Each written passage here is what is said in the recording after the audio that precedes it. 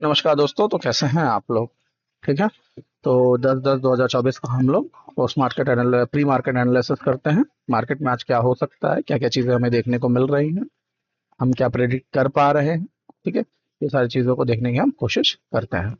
तो आ जाते हैं हम लोग पहले 9:15 के आसपास में। हिस्टोरिकल डाटा पहले से ओपन है। हिस्टोरिकल डाटा में अगर आप लोग देख पाए तो हमारा जो सपोर्ट था वो 24,700 से स्टार्ट हुआ था और रेजिस्टेंस हमारा 25,100 से स्टार्ट हुआ था। ठीक है।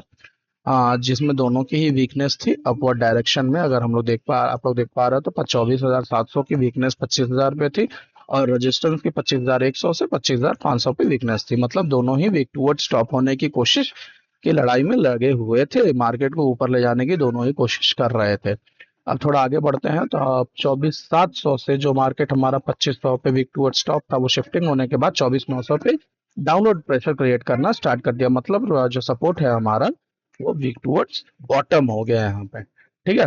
तो सपोर्ट अभी हमारा डाउनवर्ड प्रेशर क्रिएट कर रहा है, मार्केट को नीचे ले जाने की कोशिश कर रहा है, और रेजिस्टेंस जो है वो हमारा वीक टूवर्ड स्टॉप है, मतलब मार्केट को ऊपर ले जाने की कोशिश कर रहा है। कहाँ तक? 25,500 तक। तो फिलहाल में हमारा जो रास्ता खुल जाता है वो दोनों एरिया खुल जाता है। मतलब कि मार्केट में ईओआर और यूएस दोनों को ही ब्रेक डाउन करने की कैपेसिटी अब मार्केट के पास है, क्योंकि अब ये दोनों ही डायरेक्शन में चलने की कोशिश कर रहा है। रेजिस्टेंस के ऊपर भी जा सकता है, सपोर्ट के नीचे भी जा सकता है। ठीक है। तो आगे बढ़ते हैं और इनके वैल्यूज खींचने की कोशिश करते हैं। तो वैल्यू हमने जैसा देखा कि 24,986 के आसपास में आ रहा था यूएस, जो कि हमने यहाँ पे कार्ड खींच लिया है। उसके बाद ईओआर हमने खींचा है जो कि 25,129 के आसपास में आ रहा था, जो कि ये है, यहाँ पे हमने खींचा हुआ है। उसके बाद यूआर+1 अगर हम लोग देखें तो 25,077 के आसपास में आ रहा था, जो कि हमने यहाँ पे खींचा हुआ है यूआर-1। यूआर+1 हम इसलिए खींचेंगे क्योंकि मार्केट में दोनों साइड जाने की कैपेसिटी हो चुकी है, तो मार्केट यूआर+1 या फिर यूएस-1 तक भी जाने की अब प्रोबेबिलिटी रखता है। तो 25,176 के आसपास में हमारी आ रही थी, जो कि हमने 25,171 के आसपास में खींचा हुआ है।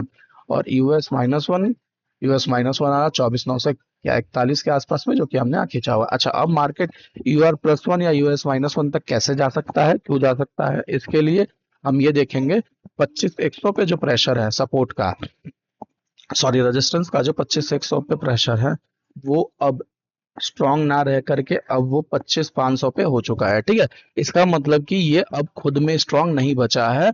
अब इसमें 15% की वीकनेस आ गई है, जो कि अब ये स्ट्रांगनेस 25,500 लेकर के बैठी हुई है। ठीक है। साथ ही साथ 25,000 का अगर हम लोग देखें तो 25,000 100% यहाँ पे स्ट्रांग नहीं है। क्यों स्ट्रांग नहीं है? क्योंकि यहाँ पे 84% की वीकनेस 24,900 लेके बैठा है। मतलब 24,900 चाहता है कि मैं 100% हो जाऊं और 25,500 से उसकी स्ट्रांगनेस छीन लूं, और ये सेम चीज 25,100 चाहता है कि मैं स्ट्रांगनेस छीन करके 25,500 पे बैठ जाऊं। तो इससे क्या होगा कि जब ये अगर या तो इस सपोर्ट हमारा नीचे की ओर शिफ्ट हो जाए या रेजिस्टेंस हमारा ऊपर की ओर शिफ्ट हो जाए, अगर ये दोनों शिफ्ट हो जाए तो मार्केट डिसाइड नहीं कर पाएगी कि हम जाए कहाँ, ऊपर जाए या नीचे जाए। ठीक है। मतलब मार्केट की मोमेंटम किस ओर रहेगी, सपोर्ट साइड रहेगी या रेजिस्टेंस साइड, ये कंफर्म नहीं कर पाएंगे। पर ये बहुत कम चांस होता है कि मार्केट इतना बड़ा, मतलब 25,100 से 25,500 पे शिफ्टिंग ले ले, इतनी बड़ी शिफ्टिंग लेके बैठ जाए। पॉसिबिलिटी नहीं होती है। मार्केट ज्यादातर कोशिश करता है कि सपोर्ट और रेजिस्टेंस ज्यादा दूरी पे ना बने। ठीक है। तो हो सकता है कि बाद में ये यहाँ स्ट्रांग हो जाए, ये हो सकता है। ठीक है। तो ये इसको हम जानने के लिए मार्केट में कंटिन्यूअसली देखते रहेंगे। अब हम लोग आ जाते हैं प्रेजेंट मार्केट में। प्रेजेंट मार्केट हमें क्या दिखाना चाह रहा है? प्रेजेंट मार्केट में अगर हम लोग आए तो देखिए, जैसा कि मैंने बोला था 25,000 हमारा जो है अब वो स्ट्रांग हो चुका है। जो वीकनेस 24,900 पे थी वो खत्म हो चुकी है।